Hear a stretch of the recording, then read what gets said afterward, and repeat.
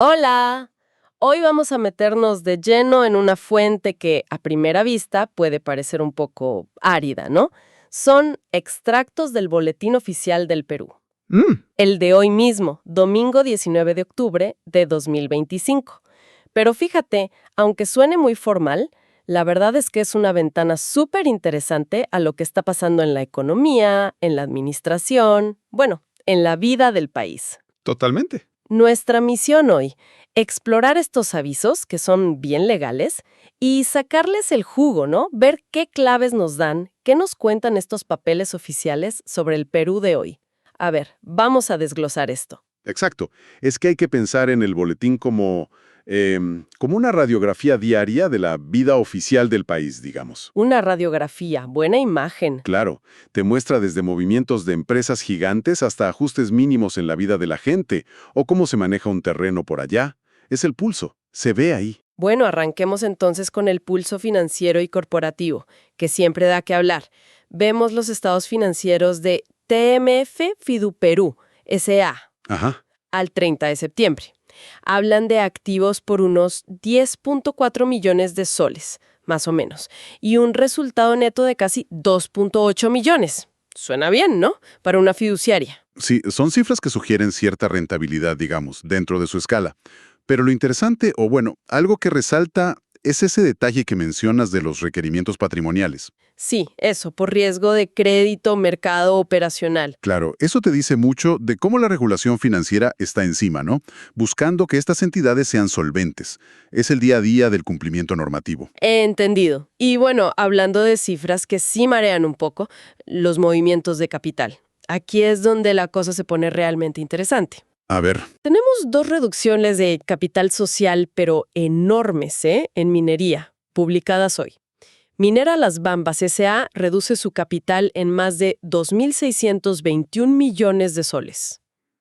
es una barbaridad de dinero. Pasa de más de 15.100 millones a unos 12.485 millones. Es un ajuste masivo. Exacto. Y casi al mismo tiempo, MMG Perú S.A. anuncia otra reducción gigante, 3.000 millones de soles. Bajan de 15.366 millones a 12.366 millones. Mm, Y en ambos casos dicen que es por amortización de acciones. O sea, le devuelven el valor nominal a los accionistas y cambian los estatutos. Esto no suena a que estén en problemas, ¿verdad? No, no, para nada. Al contrario, probablemente.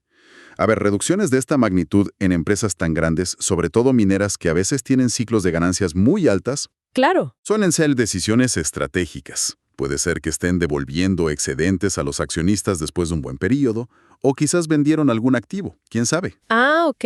O simplemente optimizan su estructura de capital, la hacen más eficiente. Son movidas de estrategia corporativa pero a gran escala, ¿eh? Clarísimo. Y para ponerlo en perspectiva, también se ve una reducción mucho más chiquita. Proyecto Cantabria 01 SAC, por unos 965.000 soles. Claro. Esa es por devolución de aportes.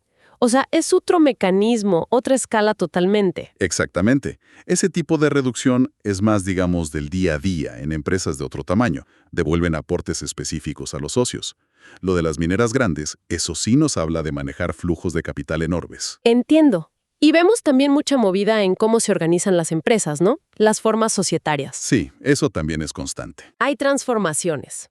Por ejemplo, Relecom pasa de ser EIRL, o sea, Empresa Individual de Responsabilidad Limitada, a SAC, Sociedad Anónima Cerrada. Ujú.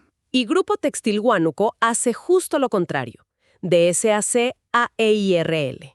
Y otra más, Negociaciones y Servicios A&C, también de EIRL a SAC. Parece que hay bastante flexibilidad ahí. Sí, la hay. Es que elegir entre EIRL, un solo dueño, responsabilidad limitada al capital, y SAC, varios socios, también responsabilidad limitada, pero más fácil para atraer capital o manejar la propiedad. Claro. Depende de cómo va el negocio, de lo que necesiten en cada momento. Puedes empezar solo y luego buscar socios, o a la vez. Es una adaptación natural, digamos. Y en la línea de juntarse hay una fusión interesante. Easy Mustang Perú SAC absorbe a MDN Tech Perú SAC. Ok, Pero lo curioso es que la empresa que queda, aunque la que absorbe es Easy Mustang, va a tomar el nombre de la absorbida, MDN Tech Perú SAC, desde el 2026. ¿Eso por qué? ¿Se te ocurre algo? Pues mira, las fusiones por absorción buscan eso, sinergias, crecer. A veces eliminar competencia. Que la empresa que absorbe tome el nombre de la que desaparece no es lo más típico, pero tiene su lógica. A ver.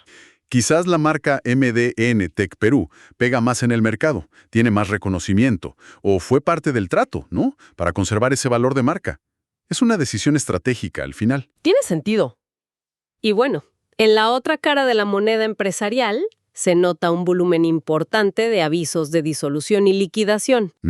Sí, siempre hay. Salen nombres como Inmobiliaria Santa Juanita, Consultora Silver System, varias constructoras, Lobu, S2, S3, Sein Perú, incluso una, constructora Viso Holiday SAC, que presenta un balance final en 0. ¿Es preocupante ver tantas juntas o es normal? A ver, es parte del ciclo económico, ¿no? Empresas nacen, crecen y algunas cierran. Ver varias en un día es como un pequeño termómetro, pero para decir si es preocupante necesitaríamos ver la tendencia, más tiempo. Claro. Lo que sí es interesante es ver el proceso. Por ejemplo, el aviso de Naturcost Perú SAC en liquidación. Detallan un remate público de un inmueble en Juliaca, en Puno. Ah, mira. Dan el valor de tasación casi $371,000. Las bases para la subasta, que bajan cada vez. La fecha, el 27 de octubre. Y que tienes que depositar el 20% para entrar. Eso te muestra muy concretamente cómo se liquida un activo para pagar deudas. Entendido. Bueno, de cómo se mueve la plata y se organizan las empresas, pasemos ahora a cómo el Estado maneja bienes físicos, el territorio y los recursos. Vemos varias notificaciones de la Superintendencia Nacional de Bienes Estatales, la SBN. Correcto. Aquí entramos ya en la gestión del patrimonio del Estado. Hay resoluciones que inscriben dominio a favor del Estado, una de 2.400 metros cuadrados en Canoas de Punta Sal, allá en Tumbes. Ajá, zona de playa. Exacto. Otras que independizan áreas más grandes de dominio público, también por Tumbes, casi 47.000 metros cuadrados, y cerca de Negritos en Talara, Piura, más de 73.000 metros cuadrados. Y un detalle que se repite, todas estas áreas las declaran zona de dominio restringido. ¿Qué significa eso exactamente? Esa declaración es clave, zona de dominio restringido, se suele aplicar a franjas de terreno, muchas veces en la costa, como estos casos, o áreas que tienen algún valor estratégico. ¿Ok? Implica que el Estado tiene un control especial ahí. Puede limitar qué se puede hacer, prohibir construcciones o pedir permisos especiales para cualquier cosa. Si unes los puntos, ves al Estado peruano activamente formalizando y delimitando su control sobre terrenos específicos. ¿Y por qué? ¿Para qué? Las razones pueden ser varias. Proteger la costa, planificar desarrollos futuros, quizás turismo, infraestructura, o asegurar zonas importantes para defensa o conservación. Depende del caso. Vale. Y ligado a la tierra, los recursos que tiene adentro. ¿Aparecen también petitorios de concesiones mineras? Ajá, el inicio del proceso minero. Sí, por ejemplo, una señora, Livia Vilma Larruta Mamani, pide 2 áreas de 100 hectáreas cada una, Cumbre Dorado 1 y 2 en Puno. Y una empresa, Corporación Coronado Chapo IRL, pide otras 100 hectáreas, Corporación Coronado Chapoñón en Lambayeque. Ponen hasta las coordenadas UTM, todo muy preciso. ¿Esto ya es luz verde para explorar? No, para nada. Cuidado con eso. El petitorio es solo la solicitud inicial. Es como decir, pido primero para esa área. No da ningún permiso ni de exploración ni de explotación todavía. Ah, ok, es el primer paso. Exacto.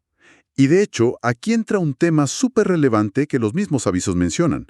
La ley de consulta previa, la 29785. ¿Qué dice esa mención? ¿Qué recalca? El texto estándar que incluyen subraya que la consulta a los pueblos indígenas es obligatoria antes de autorizar actividades mineras como la exploración o la explotación, si éstas pueden afectar sus derechos colectivos. Entiendo. Antes de la actividad en sí. Eso es. Aclara que el simple título de concesión, que vendría después si todo va bien, no es lo que dispara la consulta, sino las autorizaciones que vienen después para empezar a trabajar en el terreno. Que lo mencionen desde ahora, desde el petitorio, muestra la importancia que tiene este mecanismo en Perú. Es buscar un equilibrio, que a veces es tenso, entre sacar recursos y respetar los derechos de las comunidades. Muy claro, muy claro. Bueno, de manejar grandes terrenos y recursos, pasemos a trámites más del día a día, que afectan a las personas directamente. Vemos varios avisos de rectificación de documentos. Sí, estos son un clásico del boletín. Reflejan esa necesidad de que la información oficial sea exacta. Hay solicitudes al obispado de Ica para corregir partidas de bautismo. Ajustan nombres, apellidos de los titulares o de sus padres. Y también vemos rectificaciones de actas de nacimiento, pero ante RENIEC. Claro, el registro civil. Corrigiendo nombres, apellidos que faltaban, errores. Son casos individuales, pero nos dicen algo en conjunto. Nos dicen que la precisión en los registros es fundamental.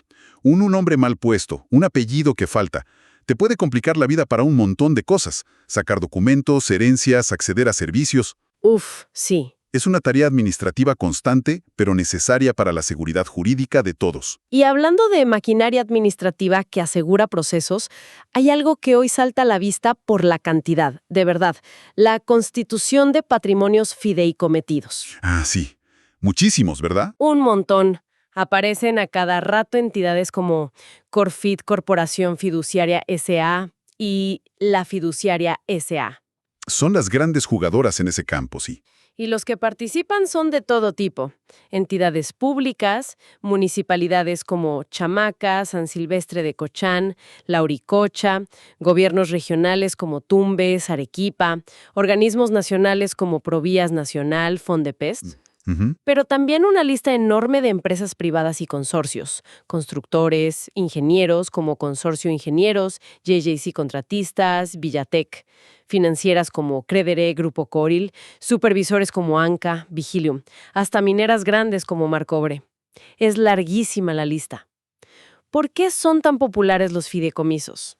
¿Qué los hace tan atractivos? Bueno, lo fascinante es justamente eso, que están por todos lados.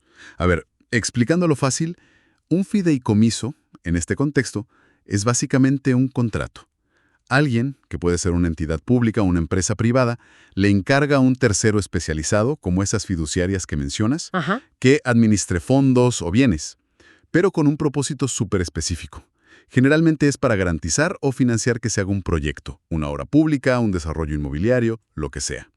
Hay reglas claras, supervisores, beneficiarios, todo bien atado. Entiendo la estructura, pero ¿por qué tantos? ¿Qué ventaja da? Su popularidad indica que se ha vuelto una herramienta clave en Perú para manejar proyectos complejos, sobre todo donde se mezcla plata pública con ejecución privada o en proyectos privados muy grandes que necesitan garantías fuertes. Ah, da seguridad. Exacto.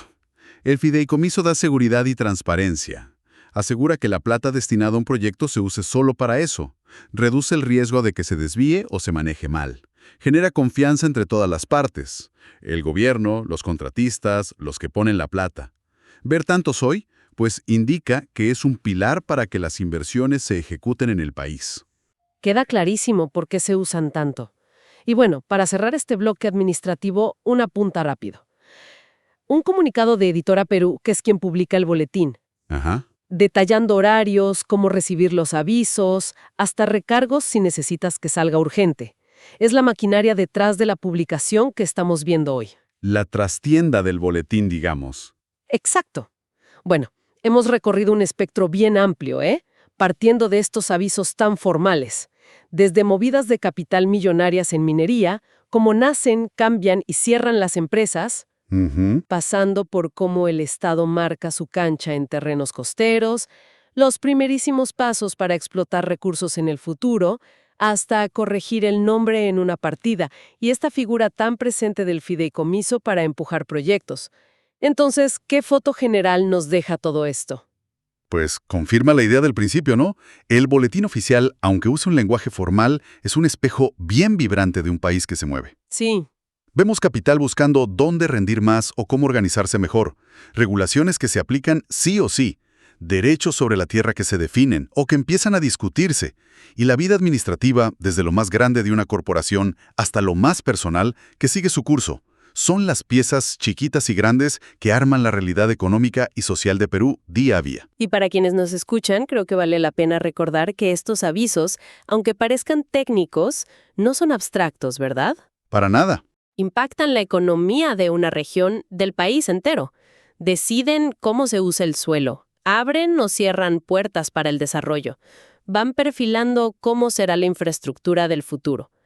E incluso tocan algo tan básico como la identidad legal de cada uno. Exacto. Y quizás como reflexión final, algo para darle vueltas. Hoy vimos al Estado diciendo, esta zona de la costa es de dominio restringido. Sí. Vimos petitorios mineros que ya te advierten sobre la consulta previa que habrá que hacerle a las comunidades. Y vimos capitales enormes moviéndose en sectores como la minería. Si juntamos esas piezas, ¿qué conversaciones importantes sobre ese equilibrio, siempre delicado, entre desarrollo económico, derechos de las comunidades y cuidado del ambiente se están cocinando, digamos, bajo la superficie de estos avisos formales? Buena pregunta. ¿Son estos los primeros indicios de tensiones que vendrán? O, con suerte, de los acuerdos que se necesitarán para manejar esos desafíos en las distintas partes del Perú. Ahí lo dejo.